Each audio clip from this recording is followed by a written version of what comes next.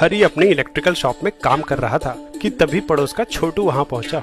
आपके पास स्टेबलाइजर है क्या? पर तुझे क्यों चाहिए? बस आप जल्दी से दे दो। सीलिंग फैन खराब हो गया है और शाम को मेहमान आने वाले हैं। एक पुराना 12 वोल्ट का फैन चलाना है। स्टेबलाइजर तो वोल्टेज फ्लक्चुएशंस रोकने के लिए इस्तेमाल होता है। 220 से 12 वोल्ट एसी चाहिए तो स्टेप डाउन ट्रांसफार्मर ही ऑप्शन है। ऐसा करो, ये डोरबेल का ट्रांसफार्मर ले जाओ। हरी ने छोटू को ट्रांसफार्मर दे दिया, पर थोड़ी देर बाद छोटू वापस आ गया। भैया, ट्रांसफार्मर तो खराब है, फैन नहीं चल रहा, बस आवाज कर रहा है। ट्रांसफार्मर तो ठीक था, रुको मैं चल के चेक करता हूँ। हरी पहुँचा तो छोटू ने पूरी बात बताई। ये काफी पुराना पंखा है जो 12 वोल्ट की सप्लाई पे चलता है। घर में 220 वोल्ट की सप्लाई आती है, इसलिए मैं आपसे ट्रांसफार्मर लेके आया था। हरी ने देखा कि फैन एक ही जगह वाइब्रेट कर रहा है। उसे कुछ शक हुआ तो उसने फैन की रेटिंग चेक की। ये तो डीसी फैन है, इसलिए एसी करंट में नहीं चल रहा। DC fan? ये बैटरी से चलने वाला पंखा है जो कि डीसी करंट प्रोवाइड करती है। डीसी मोटर को डीसी सप्लाई से जोड़े तो उस पे कांस्टेंट टॉर्क लगता है। वहीं एसी सप्लाई से जोड़ने पर पंखे पे लगने वाला टॉर्क लगातार डायरेक्शन बदलता रहता है। इस ट्रांसफार्मर से एसी सप्लाई आ रही है, इसलिए पंखा एक ही जगह वाइब्रेट कर रहा है। तो अब क्या करें?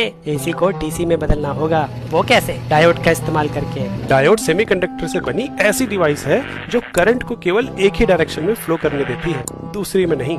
एसी करंट लगातार अपनी डायरेक्शन बदलता है। अगर डायोड को सोर्स के साथ ऐसे लगाएं तो करंट केवल एक ही डायरेक्शन में फ्लो करेगा, दूसरी में नहीं। लेकिन यहाँ तो आधा करंट ब्लॉक हो गया। कम करंट में तो कम पावर मिलेगी ना? हाँ, इसलिए इस सर्किट को हाफ वेव रेक्टिफायर बोलते हैं। पूरा करंट एक ही पोलैरिटी में लाने के लिए फुल वेव रेक्टिफायर सर्किट बनाना पड़ेगा। मतलब जब करंट पॉजिटिव साइकिल में है तो लोड सोर्स के साथ ऐसे जुड़ा होना चाहिए, और जब नेगेटिव साइकिल में है तो ऐसे। इस अरेंजमेंट में लोड से हमेशा करंट एक ही डायरेक्शन में फ्लो करेगा। इसको हम दो हाफ वेव रेक्टिफायर्स की तरह भी देख सकते हैं। अब बस इन दोनों को किसी तरह एक साथ जोड़ना है। दो हाफ वेव रेक्टिफायर्स को सीधे सीधे नहीं जोड़ सकते, क्योंकि या तो ये ओपन सर्किट की तरह काम करने लगेगा या फिर एक शॉर्ट सर्किट की तरह। अगर थोड़ा ट्राई करोगे तो पाओगे कि ब्रिज कॉन्फ़िगरेशन में दो डायोड्स के सारे कॉम्बिनेशंस किसी एक हाफ साइकिल के लिए या तो सोर्स को शॉर्ट सर्किट कर देंगे या ओपन। इसलिए यहाँ दो एक्स्ट्रा डायोड्स ऐसे लगाने होंगे कि पॉजिटिव साइकिल के लिए इस पाथ से करंट फ्लो हो और नेगेटिव साइकिल में इस पाथ से।